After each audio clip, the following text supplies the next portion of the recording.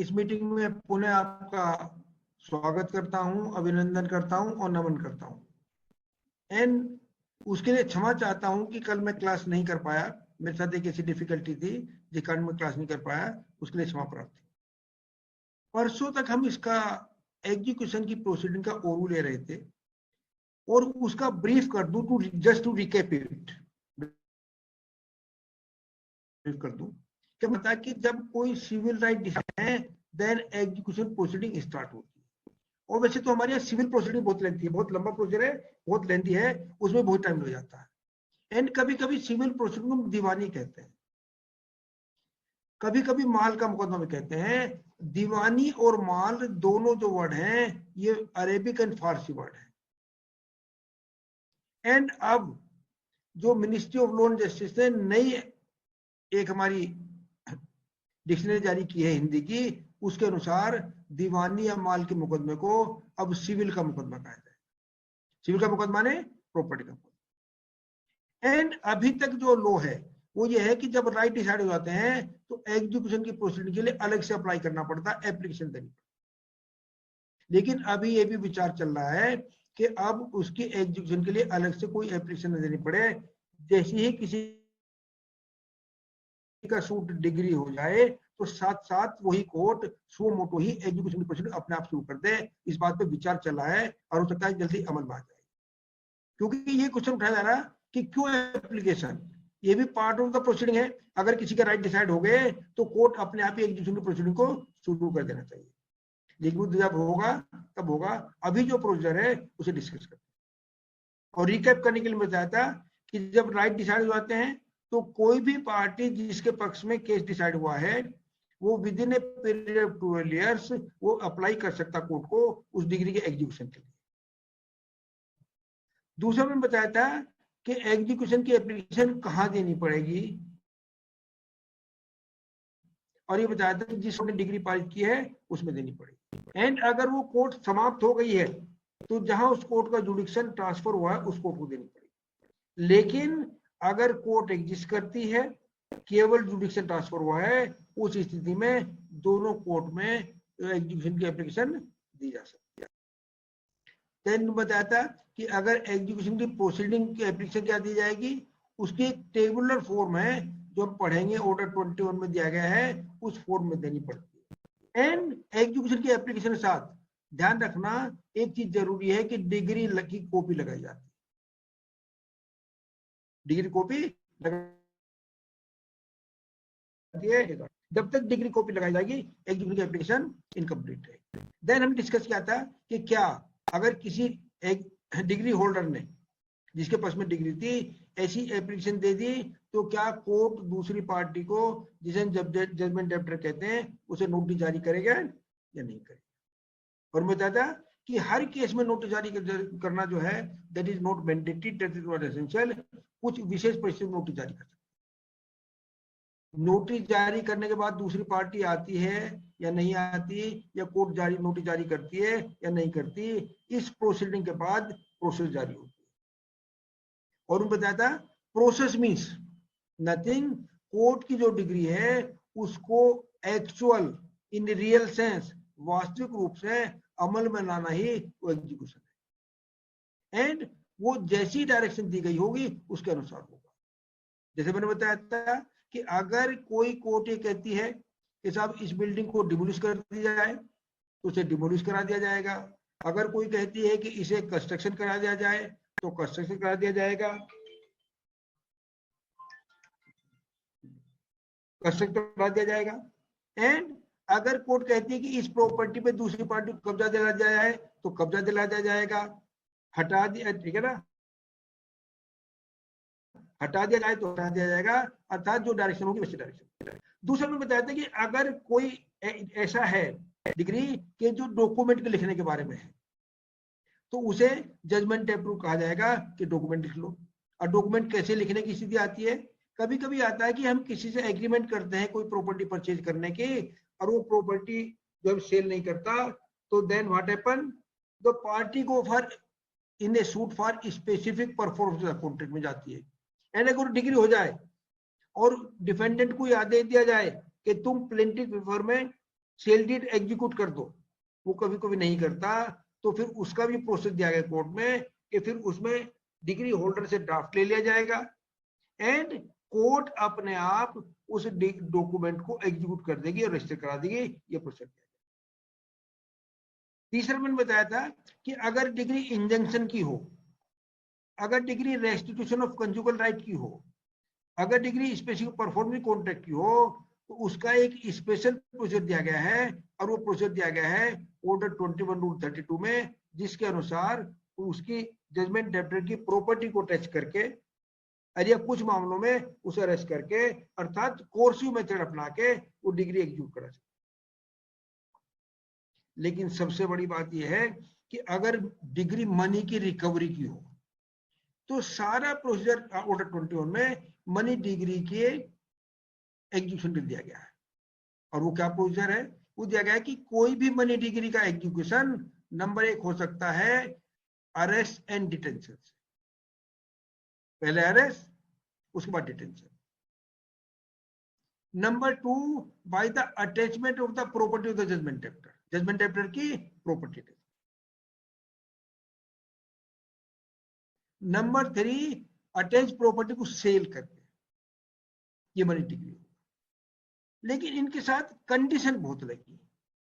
ऐसा नहीं है कि अरेस्ट का, डिटेंशन का, अटैचमेंट का और या सेल का एब्सोल्यूट राइट हो।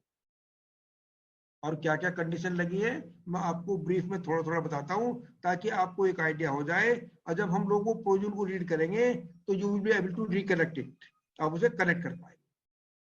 पहले यह है कि अगर कोई डिग्री होल्डर मनी डिग्री का एग्जीक्यूशन जजमेंट डेब्टर को अरेस्ट कराने से कराना चाहता है, तो फर्स्ट ऑफ ऑल उसे एक एफिडेविट देना पड़ेगा और यह बताना पड़ेगा कि इस जजमेंट डेब्टर के पास सफिशिएंट मींस है एंड सफिशिएंट मींस के बाद भी ये डिग्री को सेटिस्फाई नहीं करता, तब देना। राइट। दूसरा, उसके बाद कोर्ट उसके अटैचमेंट जो अरेस्ट के बारे में प्रक्रिया जारी कर सकती है, लेकिन मनी डिग्री कि एग्जीक्यूशन में किसी महिला को अरेस्ट नहीं किया जाएगा। नंबर 2 पढ़ेंगे, अगर किसी पुरुष को होता है और पुरुष को अरेस्ट किया जाता है एंड अरेस्ट से पहले ही अगर वो पैसे का भुगतान कर देता है तब भी उसे अरेस्ट नहीं किया जाएगा। एंड अगर अरेस्ट किया जाता है तो तुरंत कोर्ट के सामने प्रोड्यूस किया जाएगा। और कोर्ट के सामने प्रोड्यूस करने से कोर्ट उसे पूछेगी तुम पेमेंट करना चाहते हो नहीं करते, अगर वहां भी कर देता है तो उसे रिलीज कर देता है। अगर वो नहीं देता पैसा तब कोर्ट उसे पूछेगी कि क्या तुम इंसॉल्वेंट हो गए, जो पैसा नहीं देना चाहते। अगर तो वो कहते कि मैं इंसॉल्वेंट हो गया तो कोर्ट उसे फर्दर टाइम दे देगी कि you can initiate the proceeding for declaration of insolvent, उसे दे देगी। और अगर ऐसा कुछ नहीं होता तो उसे डिटेन कर सकती। लेकिन डिटेन भी कैसा? नंबर 1 कि अगर डिग्री 2000 तक की है तो किसी भी व्यक्ति को 2000 की डिग्री के लिए अरेस्ट नहीं किया जाएगा। लेकिन अगर डिग्री 2000 से 5000 तक है तो किसी व्यक्ति को अरेस्ट किया जा सकता है, लेकिन डिटेंशन केवल 1.5 मंथ किया जाएगा, केवल 1.5 महीने के लिए उसे डिटेन किया जाएगा।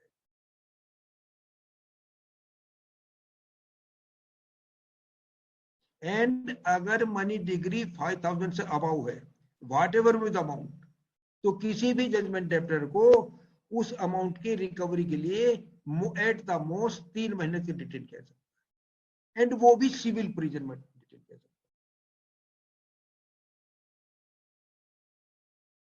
है। एंड वो भी तब कि जब इस ड्यूरेशन के लिए जजमेंट डिग्री होल्डर उसको जेल में रखने के लिए सब्सिस्टेंस अलाउंस दे दे कि जेल में रहने का कितना खाना खाएगा, ये क्या इलाज करना पड़ेगा, जब सब्सिस्टेंस अलाउंस का भुगतान कर दे तब उसे डिटेन किया।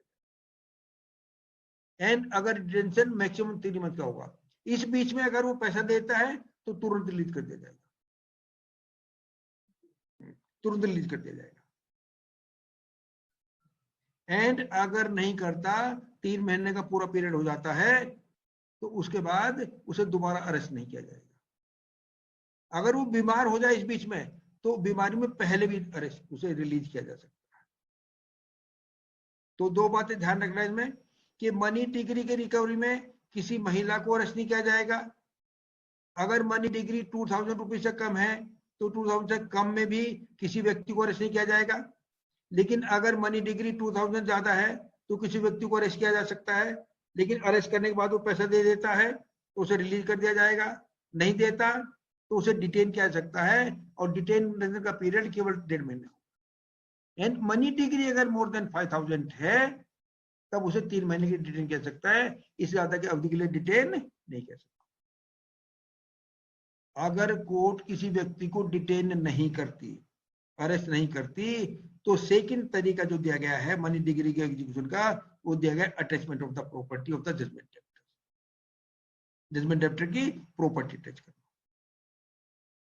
लेकिन जजमेंट डेप्टर की प्रॉपर्टी अटैच करने का जो प्रोसीजर है वो भी एब्सोल्यूट नहीं है।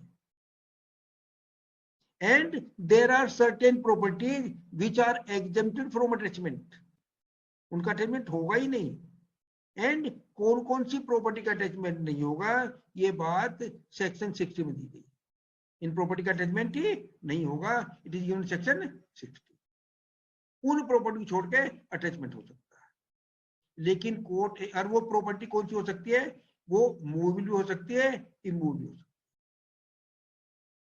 लेकिन कोर्ट को एक बात का ध्यान रखना पड़ेगा, और वो ये है कि केवल जजमेंट डेप्टर की उतनी ही प्रॉपर्टी अटैच की जाए जिससे कि डिग्री होल्डर की डिग्री सेटिस्फाई हो जाए, वो कहीं डिस्प्रोपोर्शनेट ना हो। ऐसा ना हो कि किसी की डिग्री केवल 200 रुपीज की हो एंड उसकी 2 लाख रुपए की प्रॉपर्टी अटैच कर ली जाए। इसके बारे में एक बड़ा केस भी है, केस तो बहुत पुराना है, जो सुप्रीम कोर्ट में पहुंचा था और वो बनारस का है। एक व्यक्ति के विरुद्ध 200 रुपए की डिग्री हुई थी एंड जजमेंट डेप्टर की रिक्वेस्ट पे उसकी 2 लाख रुपए की प्रॉपर्टी उस समय अटैच कर दी गई थी और वो सेल कर दी गई थी। तब सुप्रीम कोर्ट ने पाया था कि 200 रुपए के लिए किसी व्यक्ति की 2 लाख रुपए की प्रॉपर्टी को अटैच करके सेल करना प्रॉपर नहीं है। तब से नियम बन गया कि कोर्ट केवल उसी प्रोपोर्शन में प्रॉपर्टी अटैच करेगी ताकि डिग्री सेटिस्फाई हो जाए, उससे ज्यादा अटैच नहीं करेगी। देन अटैचमेंट के बाद भी अगर जजमेंट डेप्टर पैसे का भुगतान कर देता है तो अटैचमेंट विथड्रॉ कर ले जाएगा।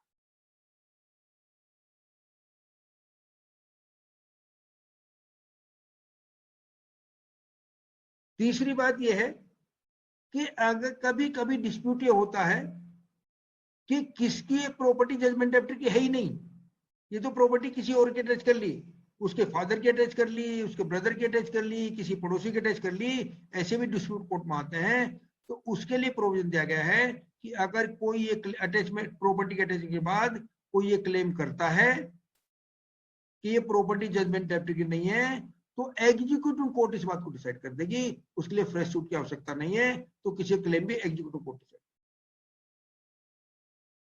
डिसाइड कर देगी। तीसरी बात यह है कि there are different kind of property, तो उनका अटैचमेंट कैसे कैसे हो सकता है, इसका एक बहुत लंबा प्रोसीजर हमारे ऑर्डर 21 में दिया गया। और मेजर पोर्शन ऑफ सेक्शन जो ऑर्डर 21 का है उसी बात को डील करता है कि अटैचमेंट होगा कैसे। अगर सपोज करिए मूवेबल प्रॉपर्टी है, कैश है, तो कैश अटैचमेंट होगा।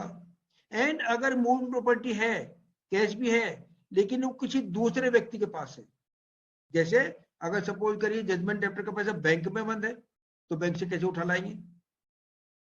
अगर शेयर है तो शेयर का कैसे होगा, अटैचमेंट होगा। अगर ज्वाइंट प्रॉपर्टी है तो कैसे होगा, तो कैसे अटैचमेंट होगा, उनका एक डिटेल प्रोसीजर इसमें हम लोग पढ़ेंगे कि ऐसे ऐसे इस तरह की प्रॉपर्टी का अटैचमेंट ऐसे किया जाएगा।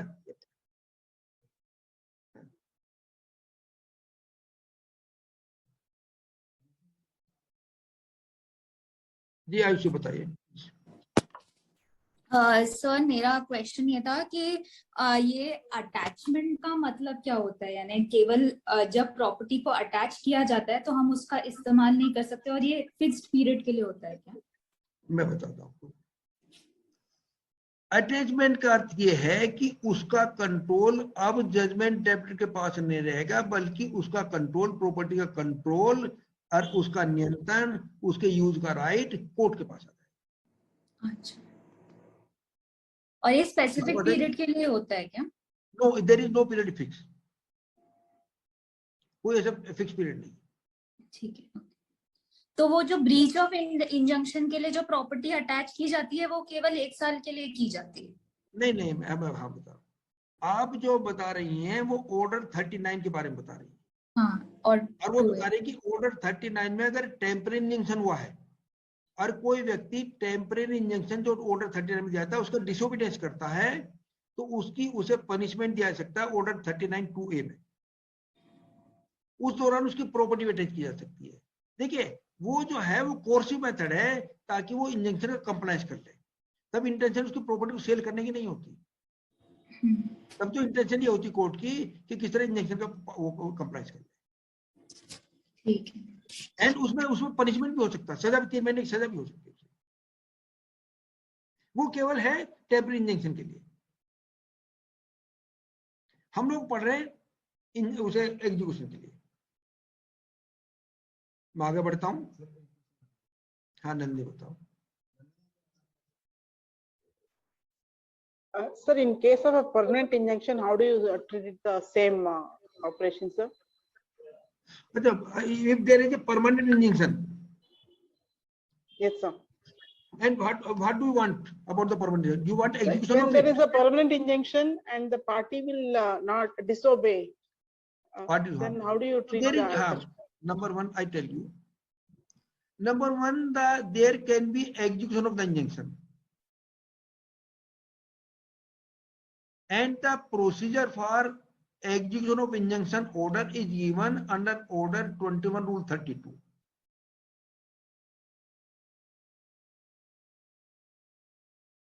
And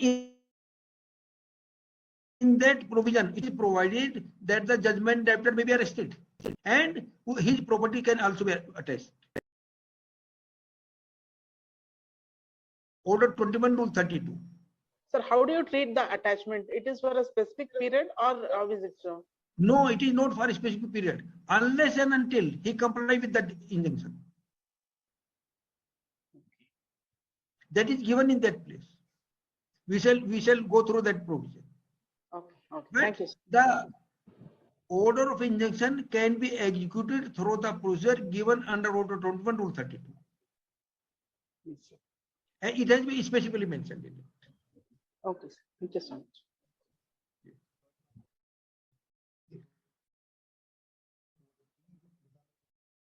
Thank you. Total से दे। हाँ जी, yeah, Mr. Soni, please, welcome. Yes, sir. If decree holder could not find property of the defendant, then court can order for producing affidavit of a defendant. Yes, yes. There is a provision in the CPC that कौन asks the judgment debtor to मतलब describe his property, what property he has.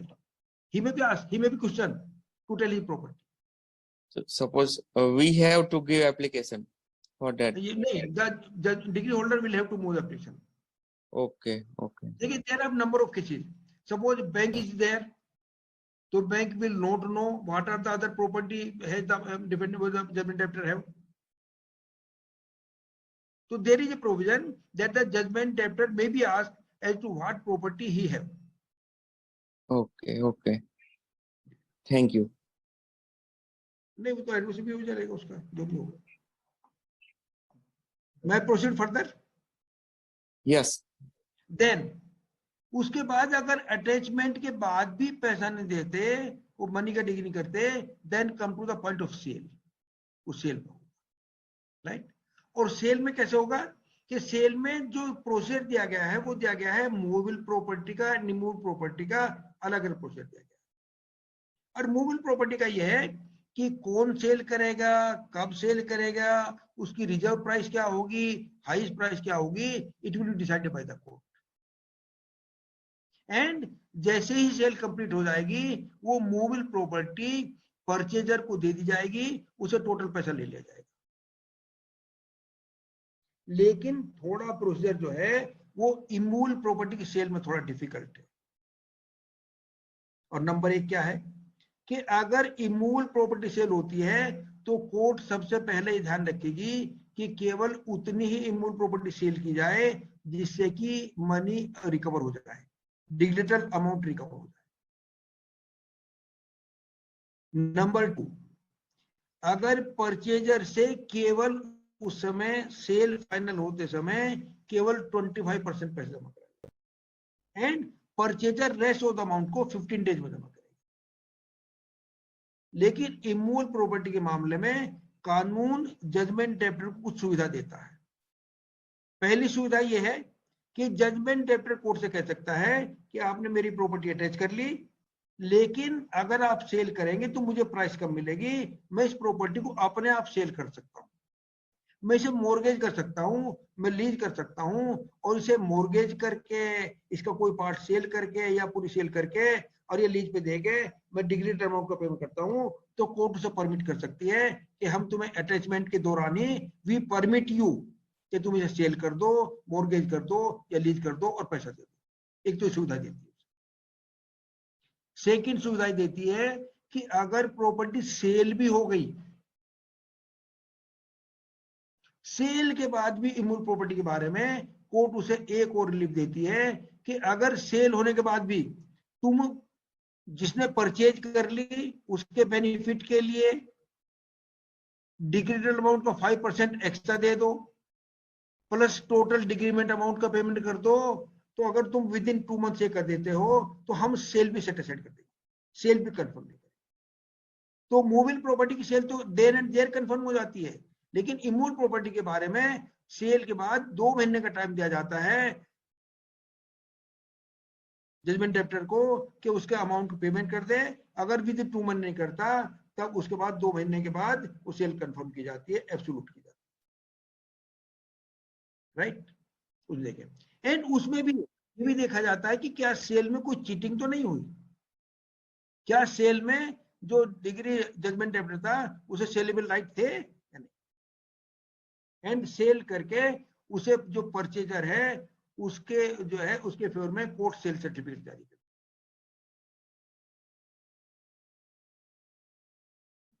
And उसे purchaser को position भी दिला देगी।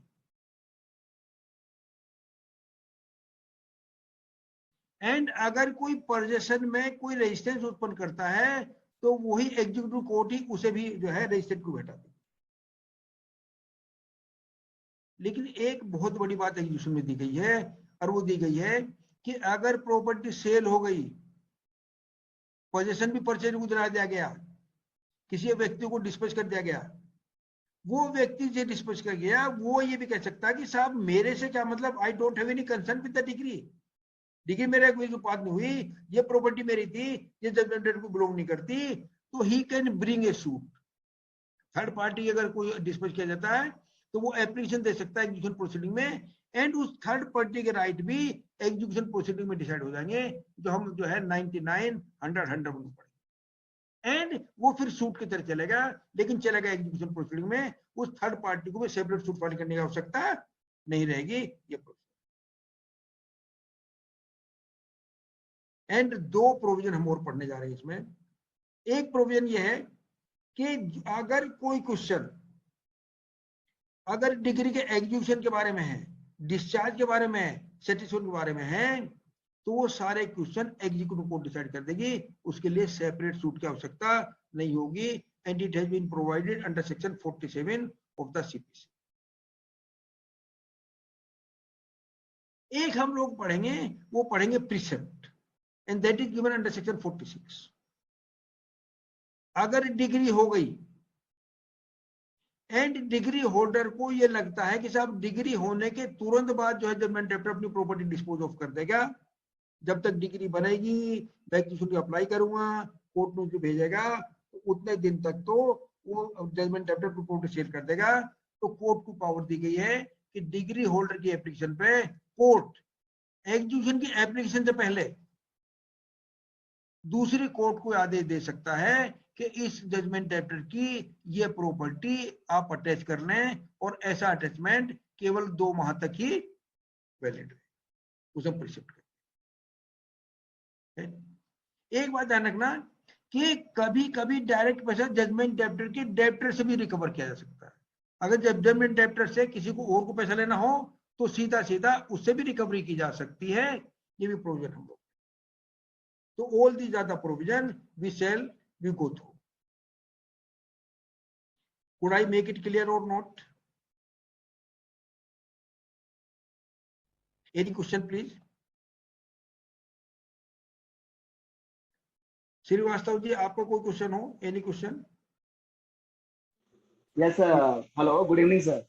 Good evening sir, मेरा पहला question sir यही है कि जो कोर्ट डिग्री पास करती है, पारित करती है, क्या वही कोर्ट एग्जीक्यूटिव कोर्ट होती है या जहाँ कोई अलग कोर्ट होती है एग्जीक्यूशन के लिए? मैं आपसे मैं बताता हूँ, 2 बातें बताता हूँ, ध्यान रखना जरा। देखिए, नंबर 1, डिग्री एग्जीक्यूट उसी कोर्ट के द्वारा कराई जाएगी जिसने कोर्ट पारित की है, विच पास द डिग्री। लेकिन वो ट्रायल कोर्ट होना चाहिए। अगर उसकी अपील हुई है और अपीलेट कोर्ट ने पारित की है, सेकंड अपील में हाई कोर्ट ने पारित की है या सुप्रीम कोर्ट ने पास की है, लेकिन वो सारी डिग्री मानी ट्रायल कोर्ट की जाएगी, एग्जीक्यूट ट्रायल कोर्ट ही करेगा। तो हमें अपीलेट कोर्ट के पास जाने की जरूरत नहीं एग्जीक्यूशन के लिए। मतलब सर जैसे सीनियर सिविल जो सीनियर डिवीजन के वहाँ ने डिग्री पारित की है डिग्री होल्डर के पक्ष में, तो वहीं की एप्लीकेशन लगी है तो वही कोर्ट ही एग्जीक्यूशन कोर्ट कहलाएगी, क्योंकि एग्जीक्यूशन अगर डिग्री अपील में भी चेंज हो गई हो, मॉडिफाई भी हो गई हो, रिवर्स भी हो गई हो, डिग्री उसी कोर्ट कहलाई जाएगी, एग्जीक्यूशन वही कोर्ट करेगा। एग्जीक्यूशन कोर्ट भी वही हो, एग्जीक्यूशन कोर्ट वही नहीं करेगा। हाँ, वही करेगा। ओके। एक केस में दूसरा कर सकता, मैंने बताया था, और वो बताया था कि एप्लीकेशन वही दी जाएगी, लेकिन अगर जजमेंट डेप्टर की प्रॉपर्टी उस कोर्ट के जुडिक्शन से बाहर है जी, या जजमेंट डेप्टर बाहर रहता है, तो वो कोर्ट उस डिग्री का एग्जीक्यूशन उस कोर्ट को ट्रांसफर कर देगा। ओके सर, ओके फाइन जी, हमें clear? Yes sir, thank you.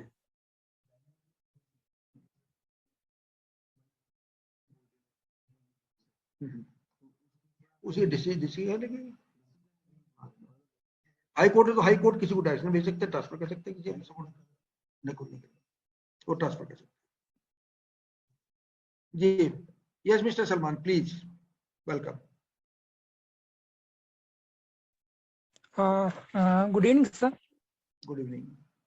Sir, मेरा एक क्वेश्चन था कि एक एंसेस्ट्रल प्रॉपर्टी थी, जी उसमें 2 भाई थे और उसकी एक बहन थी। जी तो उनका किसी थर्ड पर्सन के साथ एक विवाद चला प्रॉपर्टी का, कोर्ट डिक्री कर दिया, फर्स्ट अपील में गए, वो जीत गए, सेकंड में हाई कोर्ट गए, तो दोनों पार्टी में कॉम्प्रोमाइज हो गया।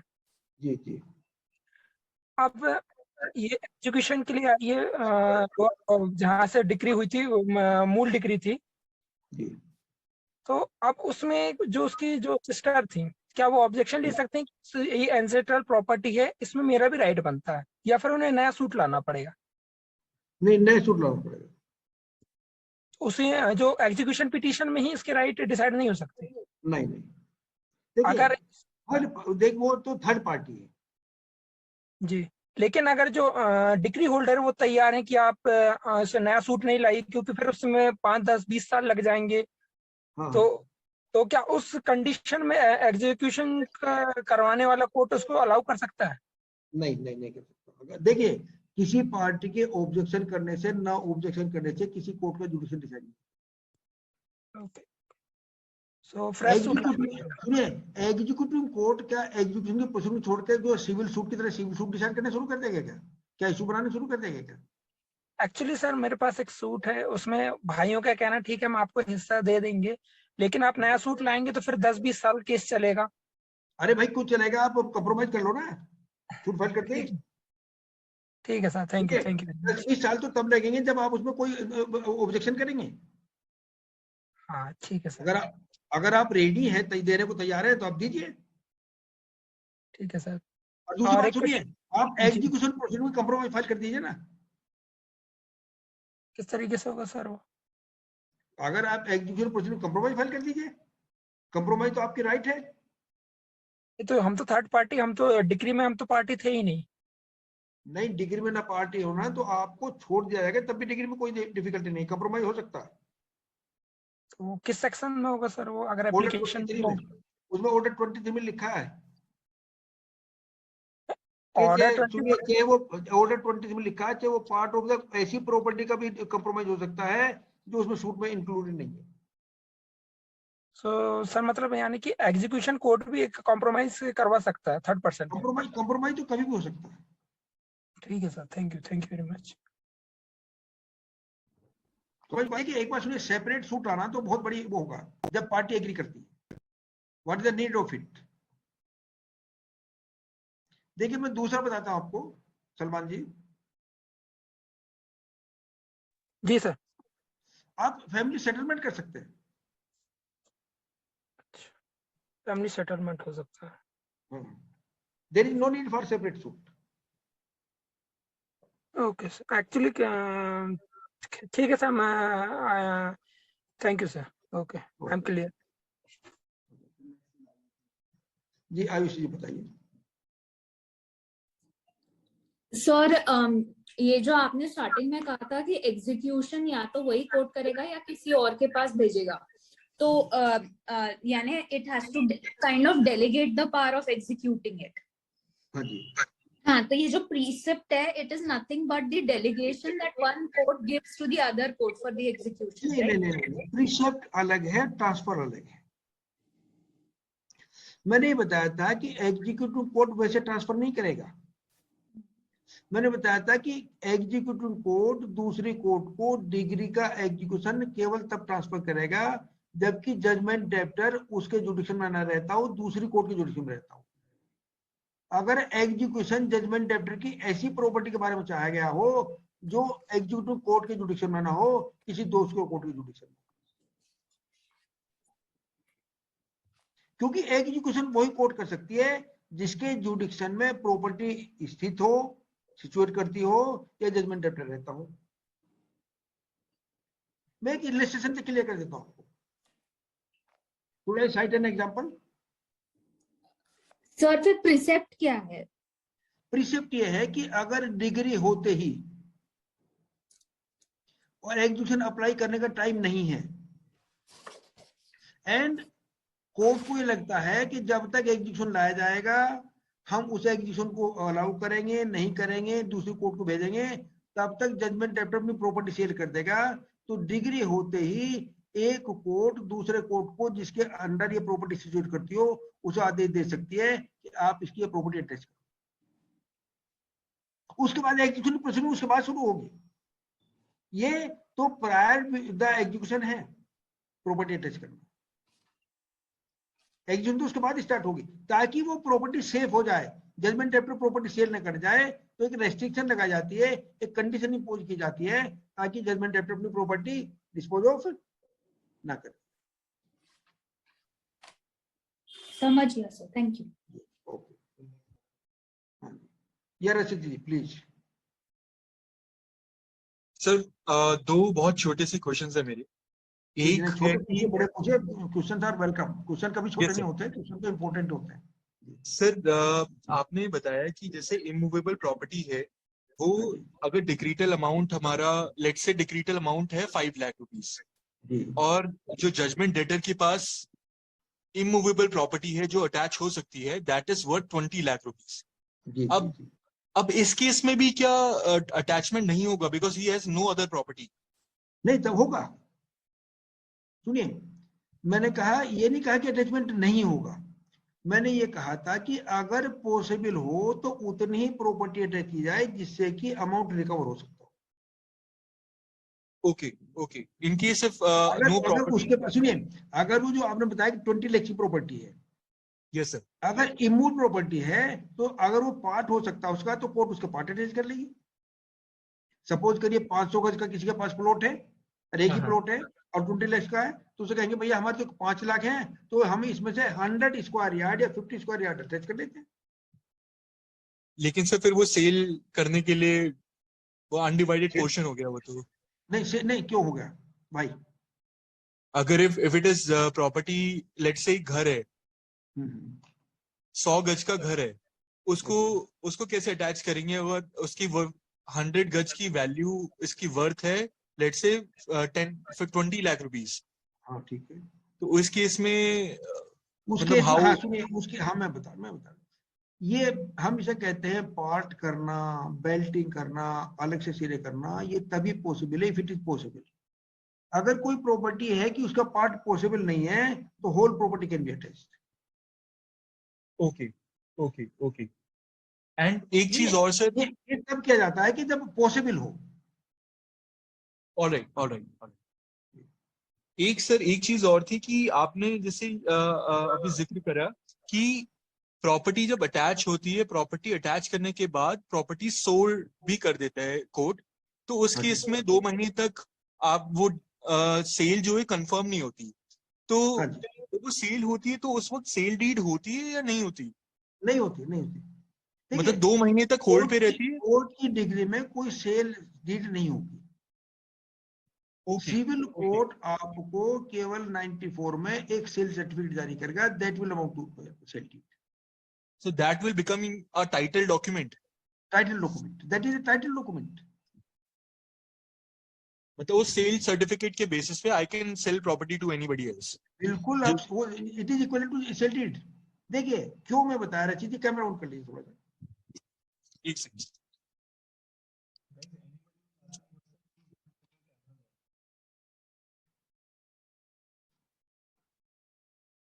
देखिए डिग्री होल्डर पहली कोर्ट फीस दे चुका, उसे फिर दोबारा कि भैया तुमने डिग्री परचेज की, उसे फिर दोबारा दिया जाए कि कोर्ट फीस आप स्टैंप ड्यूटी दीजिए, तो वो जरूर नहीं है, केवल सेल सर्टिफिकेट जारी होगा।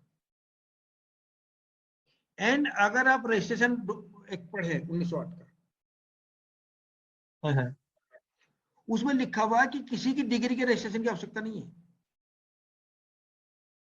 नहीं सर, मेरा पॉइंट ये है कि जब कोर्ट ने मुझे किसी थर्ड पार्टी को सेल करा वो प्रॉपर्टी, हाँ जी हाँ जी वो प्रॉपर्टी सेल करने के बाद उसे सेल सर्टिफिकेट दे दिया, जी। अब वो सेल सर्टिफिकेट के ऊपर स्टैम्प ड्यूटी देनी पड़ेगी उसे? नहीं देनी पड़ेगी, मैं ये तो कह रहा नहीं देनी पड़ेगी। No stamp duty required. अगर नो मुझे stamp stamp duty. Duty save करनी है तो मैं कोर्ट के थ्रू प्रॉपर्टी खरीदूं? हाँ जी। ठीक है सर, ठीक। Okay thank you. जी सोनी जी प्लीज बताइए। Yes, sir. जी In land acquisition cases, land reference, we got additional compensation from civil court. हाँ जी। Now we सुनिए वो तो रेफरेंस होता है। हाँ रेफरेंस जहाँ लैंड एक्विजिशन ऑफिसर अगर एडिक्वेट कंपनसेशन डिसाइड नहीं करते तो there is provision for reference.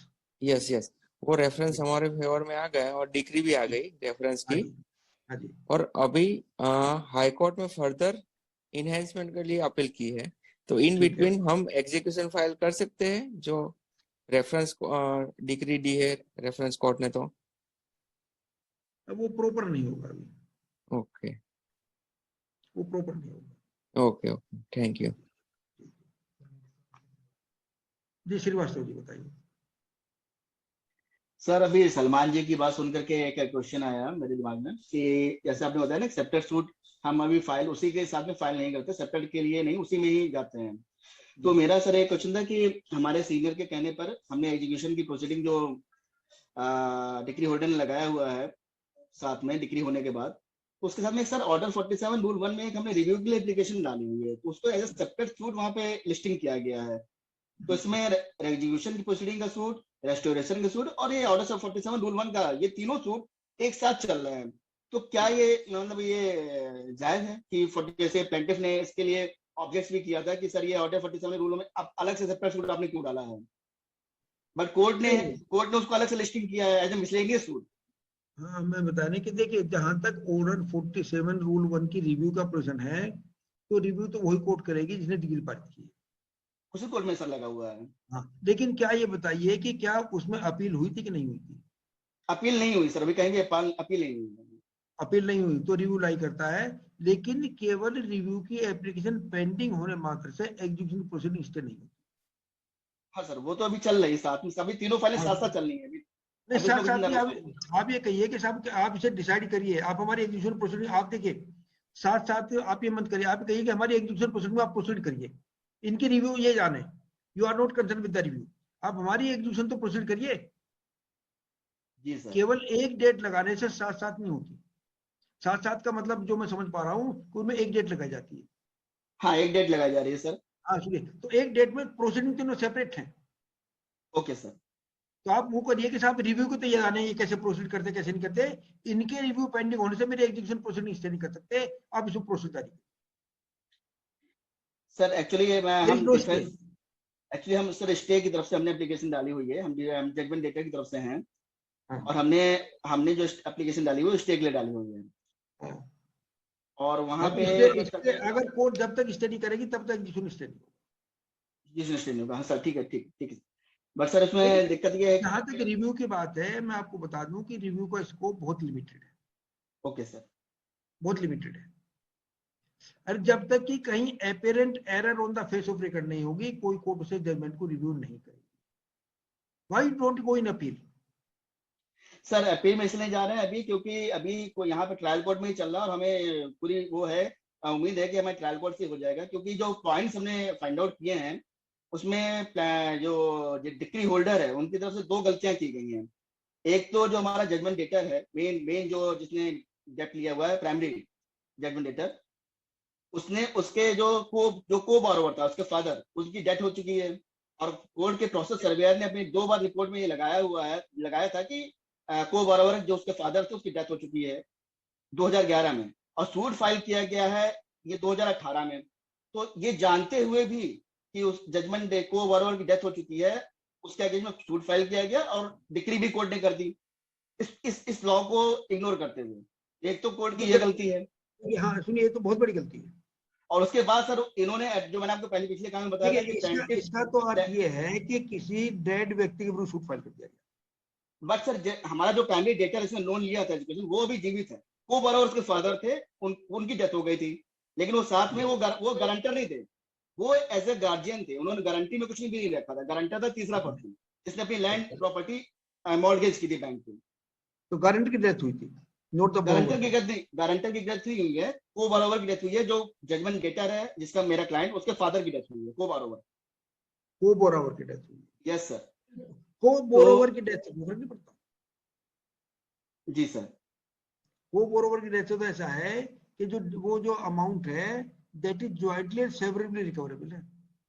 हाँ सर, जॉइंटली सेवरेबल रिकवरेबल है। बट सर प्रॉपर्टी के जो कागज हैं, तो मैंने मेरा अफसर वास्ते आपने ये क्वेश्चन था एक बार कि जो सिर्फ प्रॉपर्टी तो आपने बताया कि अटैचमेंट हो सकती है, तो जो प्रॉपर्टी है हमारे जजमेंट डेटर की, उसको फादर ने, जैसे कोई लैंड थी एग्रीकल्चर, उसको उन्होंने बना लिया था, उस प्रॉपर्टी के कोई पेपर्स नहीं है, और ना ही बैंक ने उनकी प्रॉपर्टी लोन देते समय कोई मॉर्गेज किया था। मॉर्गेज जो लैंड की है वो गारंटर की प्रॉपर्टी मॉर्गेज करके लोन दिया था। तो इसमें इस केस में प्रॉपर्टी किसकी अटैचमेंट की जा सकती है सर? मतलब जजमेंट देने के बाद तो प्रॉपर्टी एक रहने के लिए मकान है जिसमें वो रह रही है महिला, ठीक है तो उसको अरेस्ट भी नहीं किया सकता। गारंटर की तो प्रॉपर्टी होगी। गारंटर ने प्रॉपर्टी अपनी मॉर्गेज की हुई है, बैंक के पास में वो प्रॉपर्टी है, मॉर्गेज है। नहीं, मॉर्गेज प्रॉपर्टी भी ट्रेस हो सकती है। तो मॉर्गेज प्रॉपर्टी, मतलब वही मेरा आपसे क्वेश्चन है कि जो जजमेंट डेटर का हमारा जो महिला है उसका जो मकान है, एकलौता मकान जो उसमें वो रह रही है, वही एक मकान, उसमें और कोई प्रॉपर्टी नहीं है, वो भी अटैच हो सकता है। तो बिना सब किसी पेपर्स के, क्योंकि उसके उस प्रॉपर्टी को डॉक्यूमेंट ही नहीं है, तो कैसे अटैचमेंट किया करेगी गोडिया बैंक? नहीं, मैं वो प्रॉपर्टी अपनी मॉर्गेज की बैंक के फेवर में नहीं किया है, वो प्रॉपर्टी मॉर्गेज नहीं है, मकान जो रह रहा है वो मॉर्गेज बैंक ने नहीं करवाया है, बैंक ने मॉर्गेज करवाया है गारंटर की लैंड, जिसने गारंटी दी है, थर्ड पार्टी। आपका मकान नहीं, पेपर नहीं, आप मानते तो मकान आपका है, पेपर ना हो। हाँ, आप जिसमें आप खुद ही मानते हैं हमारा मकान है। हाँ, उसमें रह रही जजमेंट डेटर हमारी रह रही, मैं कह रहा हूं, आप जब खुद ही मानते हैं कि हमारा मकान है, फिर आप ये कैसे कह सकते हैं कि काउंटर जो है इनकंसिस्टेंट प्ली कैसे ले सकते हैं कि आप ये भी कि आप इसे अटैच नहीं कर सकते ये हमारा मकान है, कि क्यों आप इसे अटैच नहीं करते, हमारा पेपर नहीं है। वो नहीं सर, मैं आपसे वही पूछ रहा हूँ सर कि मतलब बिना पेपर के अगर कोर्ट उसको मॉर्गेज मतलब लेती भी, अटैच करती है, तो उसको सेल आउट कैसे करेगी? ये मैं आपसे जानना चाहता हूँ। नहीं, सेल आउट तो परचेजर तैयार होना चाहिए, सेल आउट तो कर देगी, सेल आउट में नो रेस्ट्रिक्शन। अच्छा, बिना पेपर्स के भी मतलब कोर्ट ले सकते हैं, अटैच कर सकते देखिए हैं। बहुत सारे ऐसी प्रॉपर्टी होती हैं जो विलेज वगैरह की होती है, गांव की होती जी है, जी जी जी जिसका जी कोई जी जी पेपर जी नहीं होता। जी सर, जी सर, जी सर, वही पूछ रहा हूँ, जी मतलब कोर्ट कर सकती है ऐसा। जी हाँ। Okay sir, okay sir, okay, thank you sir, जी थैंक यू। बताइए।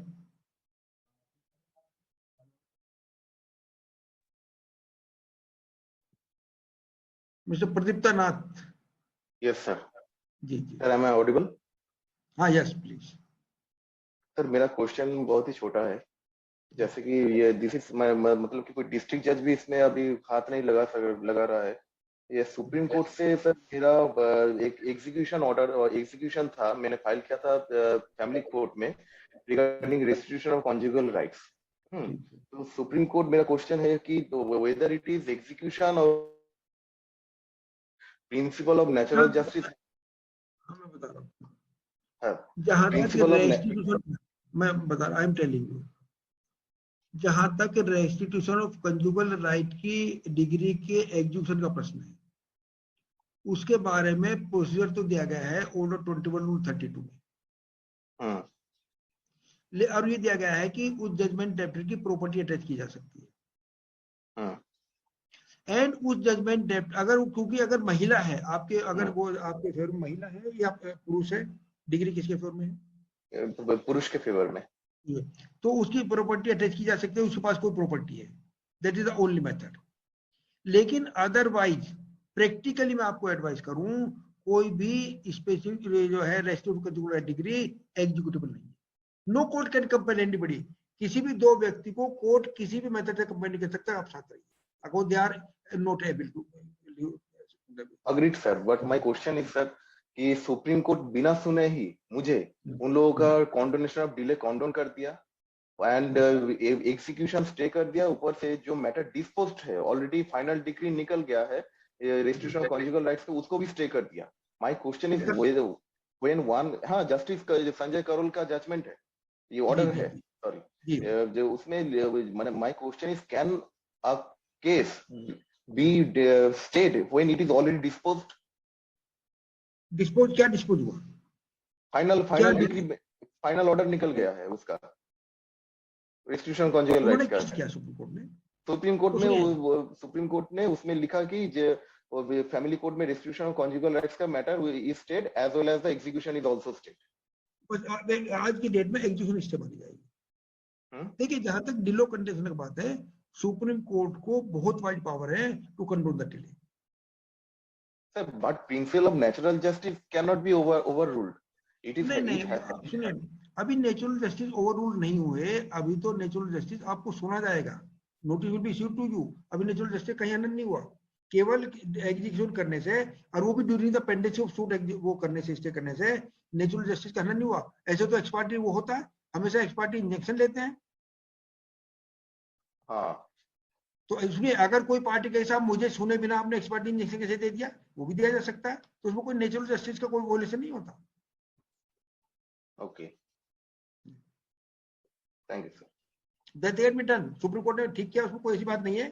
अब उसे करिए, कंटेस्ट करिए, दैट विल बी बेटर। हम कोई ऐसी कमी निकालने लगे हैं कोर्ट के बारे में, वो प्रॉपर नहीं होगा, बल्कि बेटर होगा हम कंटेस्ट करें। ओके,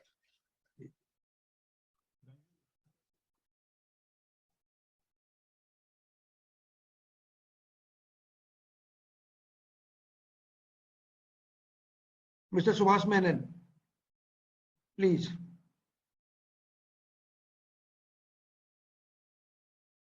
जी सुभाष जी, आप बताइए, am I audible? Can you hear me?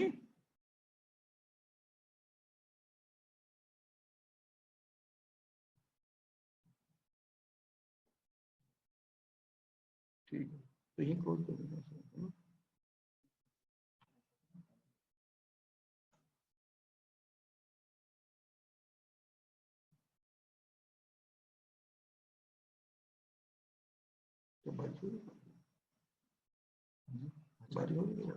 Hello, good evening, sir. I am Advocate Subhash Menon. I just have a doubt. About 20 lakhs, about 20 lakhs has to be filed with DRT, no, sir, for recovery. Okay. Any amount of money sued, about 20 lakhs has to be filed in DRT. Okay. So that is that relevance of that order 21 will be reduced to that extent? Below 20 lakhs only can be filed with civil suits in civil courts. Now, actually, I was doing that only. Actually, you will have to raise this point before the DRT. 21, order 21. Not order 21, not order 21. It is regarding the SARFAESI Act, which provides that Sir, DRT is different. That is under RBD, Recovery of Debts by Bank and Financial Institutions. That is of 2002 Act. SARFAESI is of very later stage, like 2016. DRT उसमें apply भी करता है, SARFAESI भी उसमें apply करता है, DRT में apply करता है. SARFAESI is only for mortgage property, sir. हाँ, mortgage property बिल्कुल याद है कि कर सकते हैं. हाँ, mortgage property पर अप्लाई करता है, लेकिन मैं आपसे बताया कि DRT में जो डेब्ट रिकवरी ट्रिब्यूनल एक्ट है, उसमें जो जुडिक्शन दिया गया है, आप DRT के सामने अपोज करिए कि you don't have the jurisdiction. अगर वो कोर्ट पाती की जुडिक्शन नहीं है तो plain return. Also, I wanted to just clarify one point of Maharashtra, sir. Section 17 has been amended with retrospective effect in the year 1999. Now, any deal with above 100 rupees has to be registered compulsorily in Maharashtra. And the court fees, whatever has been paid, can be adjusted in stamp duty. And the sales certificate under Rule 9(6) of SARFAESI rules has to be compulsorily registered over here, sir. Hello. So what is the question? Pardon? What is the question? No, I just wanted to clarify. When you said it is not to be registered in Maharashtra, it is to be registered. No, I'm not talking about the Maharashtra. No, somebody from Maharashtra will be listening to you, sir. That is your clarification. Now it is mandatory in the Maharashtra. Maharashtra is mandatory under Section 17. Anything which is above 100 rupees. I just want to know whether the sales certificate issued by the civil court is also mandatory to be registered. Yes, sir. Yes, sir. And you can adjust stamp duty is highest, one of the highest in Bombay particularly, and you can adjust that amount to that extent. Which amount? That stamp duty, whatever is paid in the court, can be adjusted against the stamp duty to be paid for the registration. So there is a specific provision regarding the Maharashtra also. I'm not aware about it. I'm not aware about it. Yeah. Just for information for everybody. Okay, thank you. Thank you very much. Thank you very much. You have been parting of very good knowledge, sir. I'm not aware of this 21, all this section. Very thank you, sir. Yeah, thank you very much.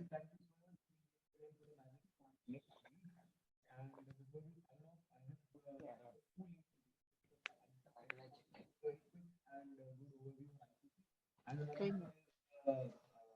The one that we are doing on order 21.